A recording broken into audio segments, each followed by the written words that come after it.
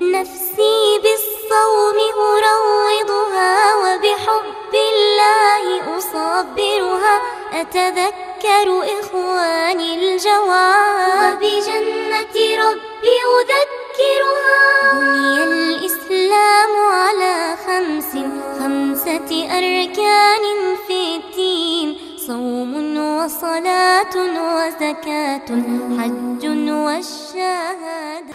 الحمد لله وكفى والصلاة والسلام على نبيه المصطفى. يا عباد الله السلام عليكم ورحمة الله.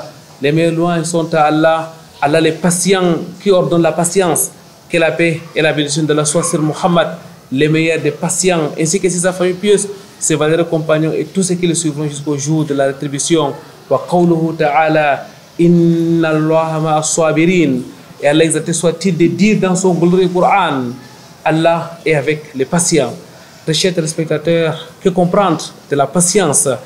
Réponse dans cette émission de Sur le chemin de Ramadan. Sur le chemin de Ramadan, c'est votre rendez-vous quotidien du mois béni du Ramadan. Sur le chemin de Ramadan, c'est 3 points au menu.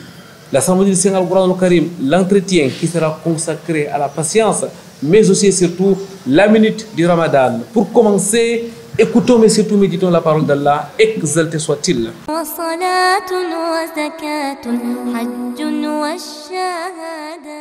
أعوذ بالله من الشيطان الرجيم.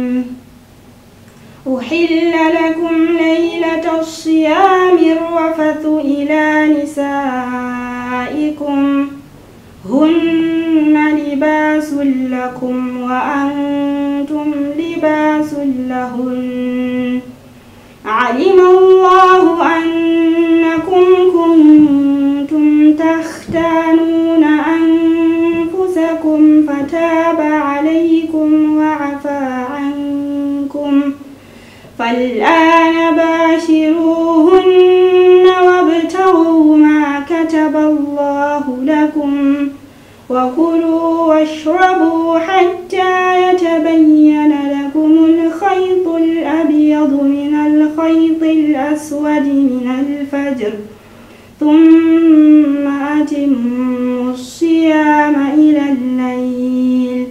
أتذكر إخواني الجواب بجنة ربي أذكرها رب اشرح لي صدري ويسر لي أمري واحلل عقدة من لساني يفقهوا قولي. اللهم لا علم لنا إلا ما علمتنا إنك أنت العليم الحكيم.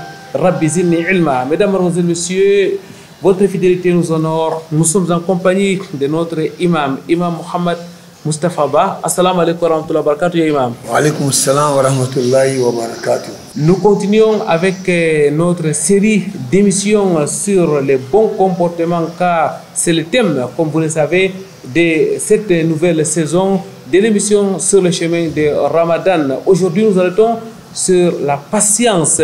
Ya imam, qu'est-ce qu'on doit comprendre par patience sur le plan islamique? Bismillahirrahmanirrahim. Alhamdulillahi Rabbil Alamin. والصلاة والسلام على أشرف الأنبياء والمرسلين وعلى آله وأصحابه ومن تبعهم بإحسان إلى يوم الدين وبعد.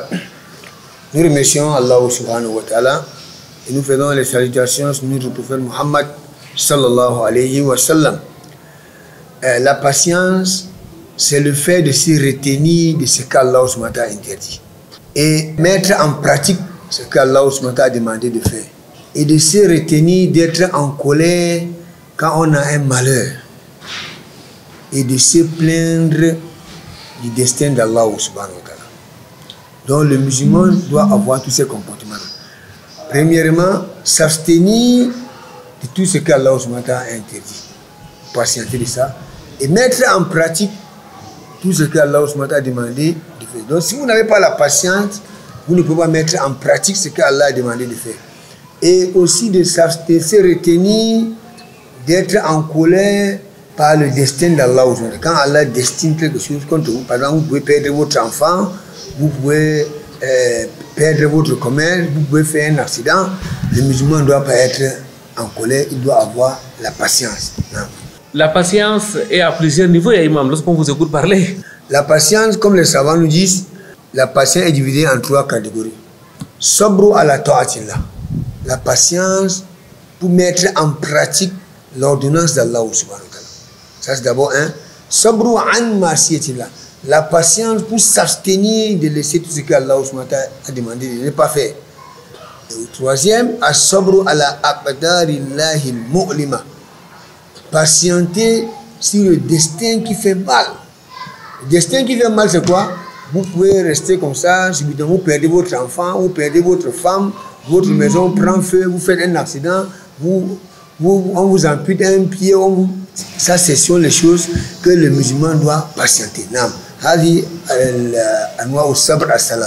Là, vous abordez donc les différents types de patience, imam. Avant de revenir en détail sur ce que vous avez dit, quels sont d'abord les versets du Coran Karim ou alors les hadiths du prophète Mohammed sallallahu alayhi wa sallam qui parlent de la patience? Non, Allah dit dans le Coran,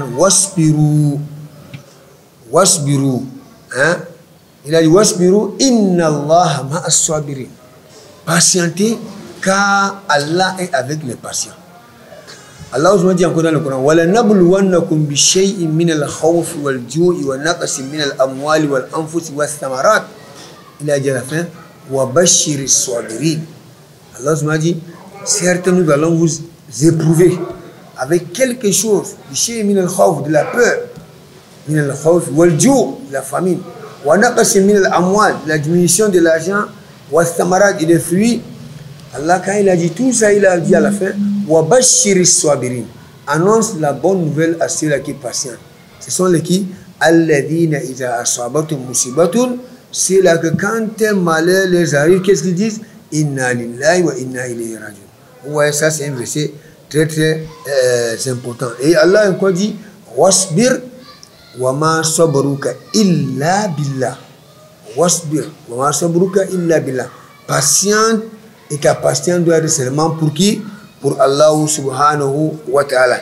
Et quand nous rentrons dans la vie du prophète sallallahu alayhi wa sallam, vous allez voir que le prophète lui-même, il n'y a pas un homme patient comme le prophète Mohammed sallallahu alayhi wa sallam.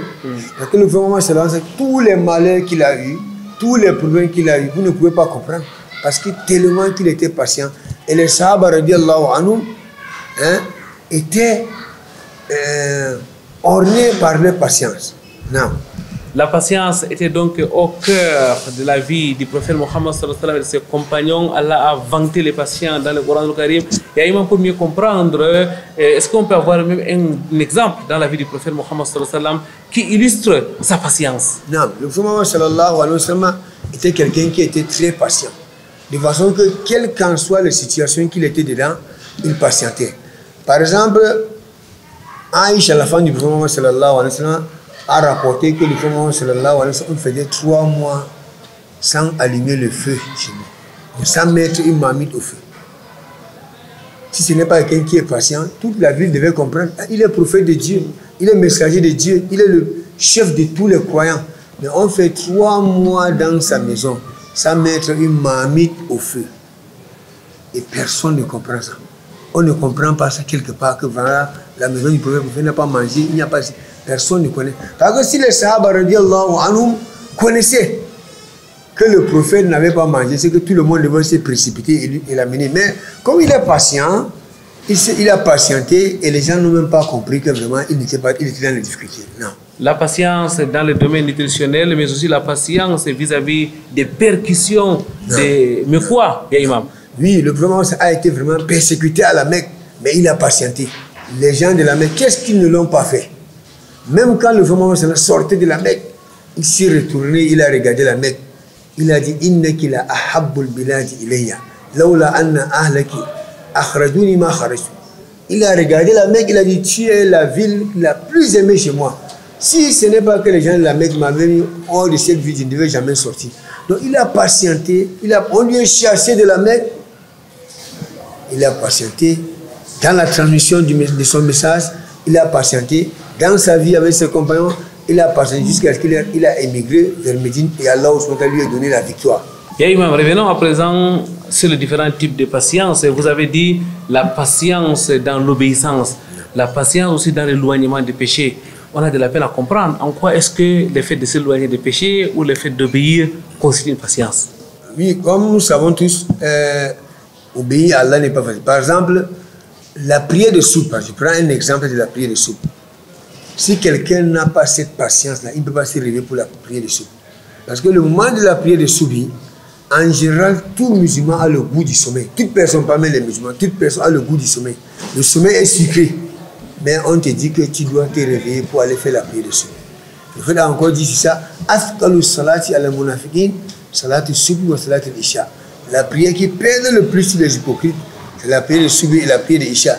Un croyant qui comprend ça, même s'il a sommeil, comment il va se réveiller, il va patienter, il va se lever, il va faire les ablutions et il va aller dans la mosquée pour aller accomplir cette prière. Et aussi les péchés. Vous vous levez dans une ville comme la ville de Douala où les gens commettent les péchés matin, midi, soir.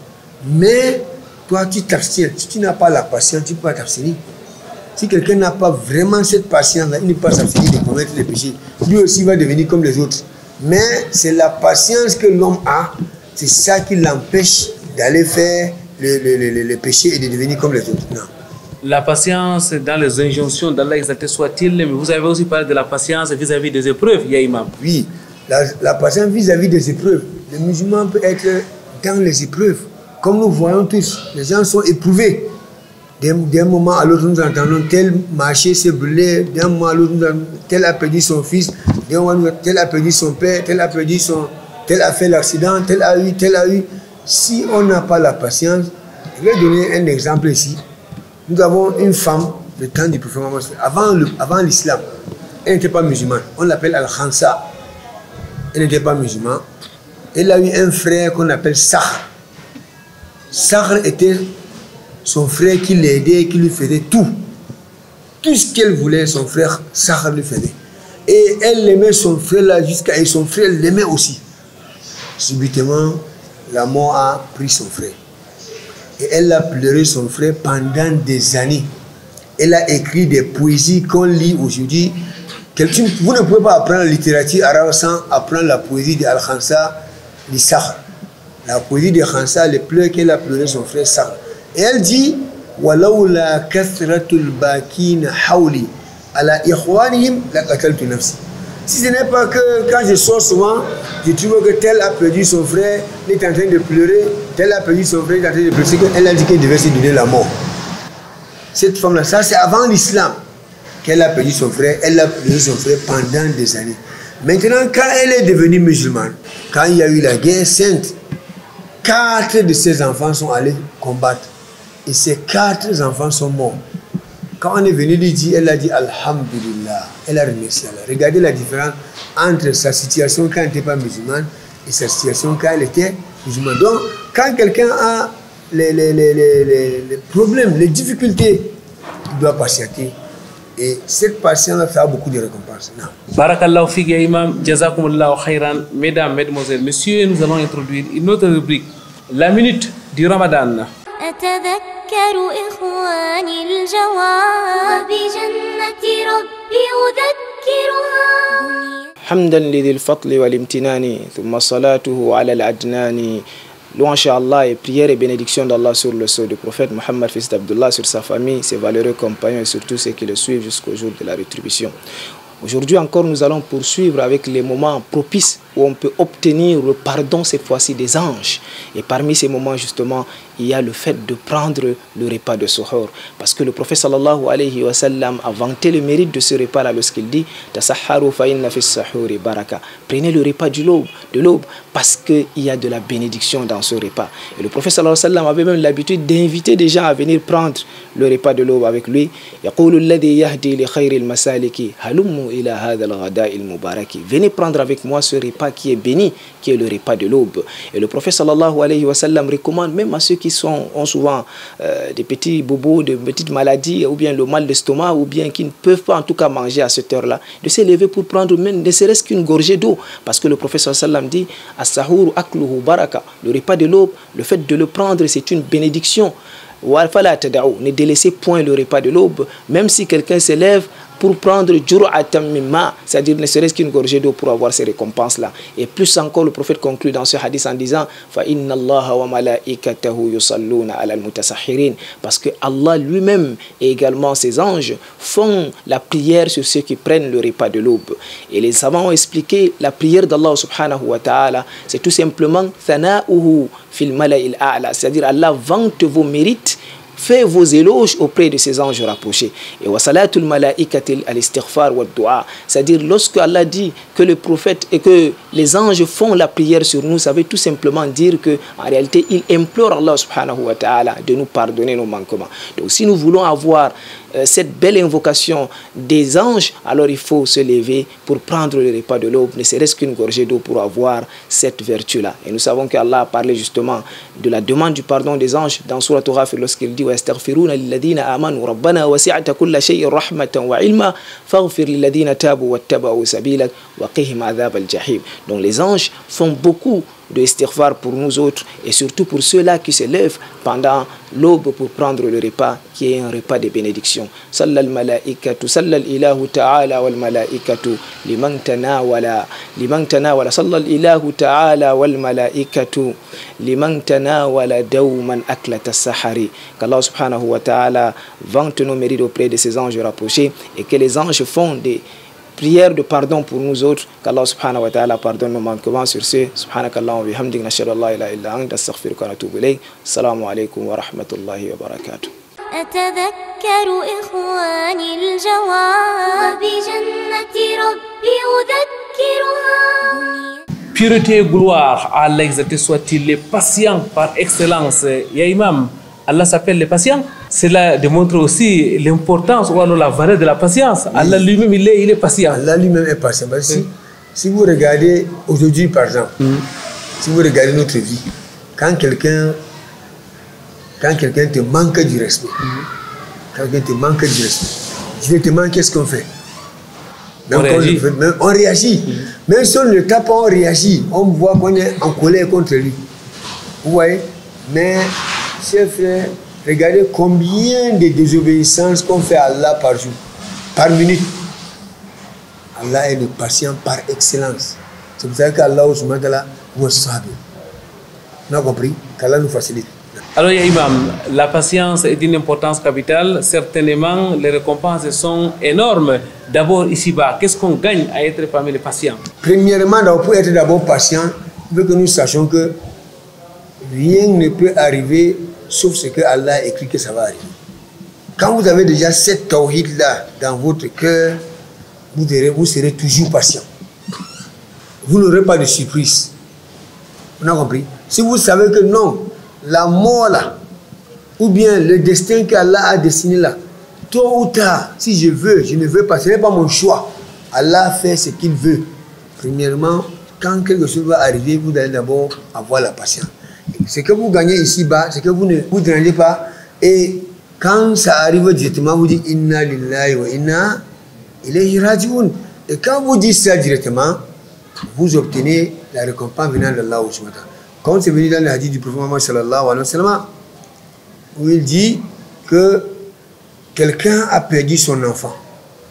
Quand les anges ont pris l'âme de cet enfant-là, ils sont allés avec l'âme de cet enfant devant Allah. Allah a demandé, vous avez pris l'âme du fils de mon serviteur? Ils ont dit oui. Les gens, Allah demande aux gens, qu'est-ce qu'il a dit?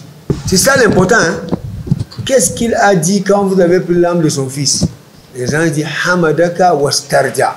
Il a dit, Alhamdulillah, il a dit, Inna lillahi wa inna ilayhi raji'un. Allah a dit, Ibnu li abdi baytan fil jannah wa sammuhu bayt al-hamd. Construisez un château au paradis pour mon serviteur et nommer cette maison-là la maison de celui qui remercie Allah. Donc vous voyez que c'est très très important ici-bas de remercier Allah subhanahu wa ta'ala. À vous écouter, Imam, les remerciements, c'est au premier coup. Le premier coup, quand vous obtenez le coup, avec tôt ou tard vous allez patienter. Ça sert à quoi? Si quelqu'un perd par exemple son fils, d'ici 5 ans, 10 ans, il va oublier. Mais maintenant, le moment qu'on veut que tu passes, c'est le moment que tu as eu le coup, comme cette femme-là. L'histoire de cette femme que le fait a trouvé qui pleurait son fils qui était décédé. Le fait de passer, il lui dit, Ya Amatallah, isbiri. Il a dit, oh, servitrice de Dieu, calme-toi. Hein? Patience. Elle a patience. Elle a dit, elle a fait comme ça au prophète. Hein? Tu ne sais pas le problème que j'ai. Le prophète est parti. Quand le prophète est parti, on a dit à cette femme que c'est le prophète. Elle est rentrée, elle a dit vraiment, prophète, je ne sais pas. Le prophète a dit, la patience, c'est au premier coup.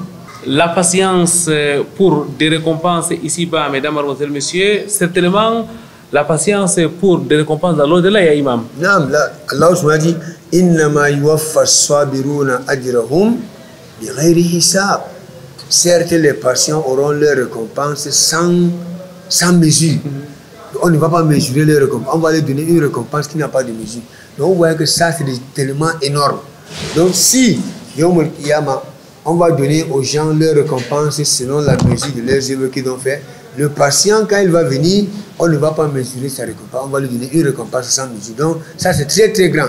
Les musulmans devaient se caractériser par la patience. Les musulmans devaient se caractériser par la patience. Mais comment apprendre la patience, ya imam? Non. Comment apprendre la patience?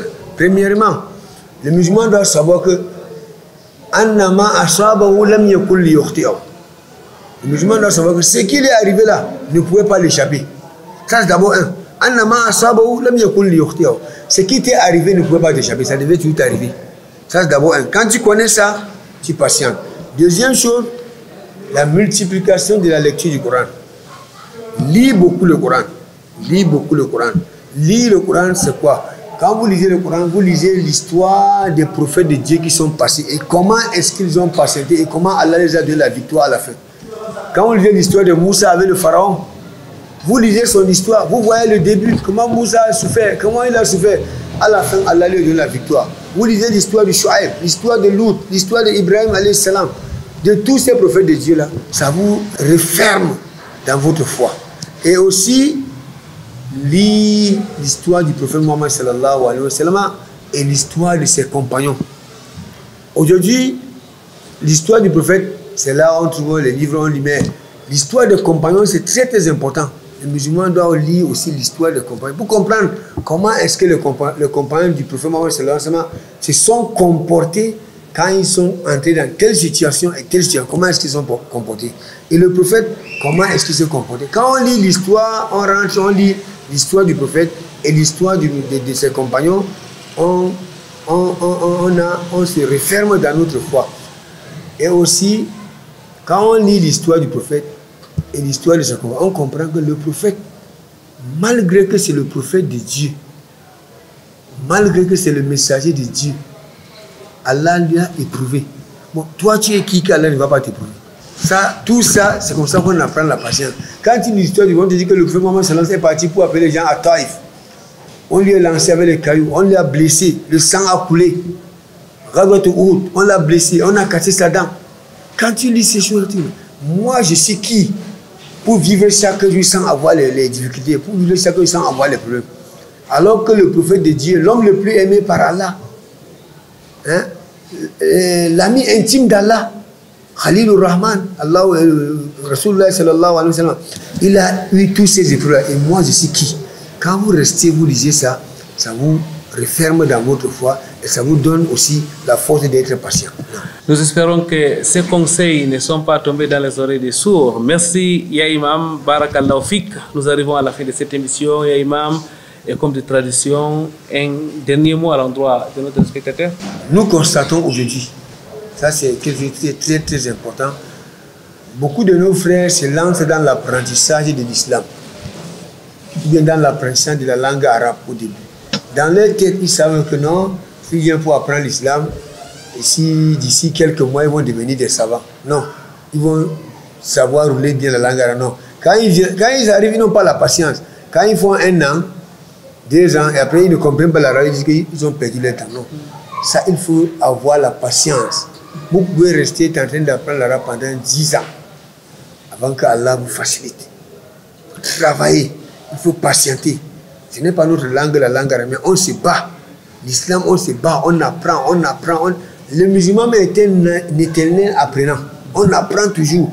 Et si on n'a pas la patience, on ne va pas apprendre. Qu'Allah nous facilite. Amin, thumma amin. Mesdames, Mademoiselles, Messieurs, c'est tout pour cette autre émission de Sur le chemin de Ramadan. Merci à vous pour votre aimable attention. Merci à Calvin Tekam qui s'est occupé de la partie technique.